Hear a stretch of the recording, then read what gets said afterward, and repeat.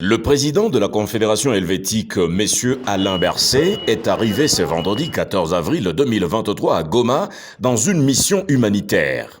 À l'aéroport international de Goma, le président suisse a été accueilli par le gouverneur militaire du Nord Kivu, le lieutenant-général Constant Dima, entouré des membres du comité provincial de sécurité. Après un tête-à-tête d'une heure avec le gouverneur de province, il s'est rendu au camp des déplacés de Bouchagara, qui regorge plus de 2900 déplacés, pour palper du doigt les réalités de la souffrance qu'endurent les populations venues des zones occupées par les rebelles du M23 RDF. Dans la suite de la délégation, on pouvait noter la présence des deux membres du gouvernement congolais, dont Patrick Mouyaya de la communication et maître Albert Fabrice Puella des droits humains, qui a indiqué que le concept guerre de l'Est est à bannir. Par contre, parler toujours de l'agression de la RDC, car il n'y a pas de RDC sans la partie Est. Suivez maître Albert Fabrice Puella. Il est temps que nous puissions cesser de dire ou de parler de la guerre de l'Est. Non, il s'agit de la guerre de la République démocratique du Congo. Parce que sans l'Est, ce n'est plus la République démocratique du Congo dans sa configuration. Il est plus que temps que nous qui vivons de l'autre côté de la République démocratique du Congo prenons la mesure avec le chef de l'État de ce drame pour que tous soyons mobilisés derrière lui pour soutenir le FARDC afin de pacifier le pays.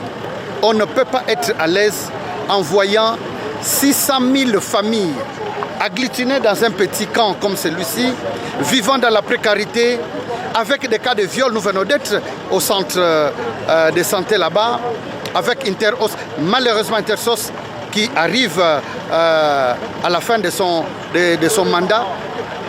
Près de 700 cas de viol enregistrés. C'est trop. Il est important qu'il y ait une bonne riposte. La visite du président suisse, nous la plaçons dans les signes de l'interpellation de la communauté internationale. Vous savez, la Suisse va dans quelques jours présider le Conseil de sécurité. Les membres du Conseil de sécurité étaient venus ici, mais nous devons les dire que nous étions un peu déçus de la réponse, de l'absence de la condamnation du vrai auteur de tout ce que nous vivons ici. Nous ne devons pas les cacher.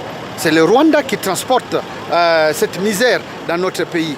Et heureusement que le chef de l'État, dans un ton ferme, dit clairement, parce que nous connaissons leur plan, armer les forces négatives, se mettre autour d'une table pour infiltrer et continuer à fragiliser notre armée.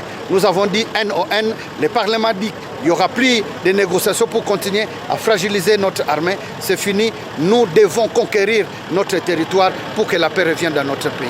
Signalons que la délégation helvétique a pris la direction de Bukavu au sud Kivu en début de la soirée.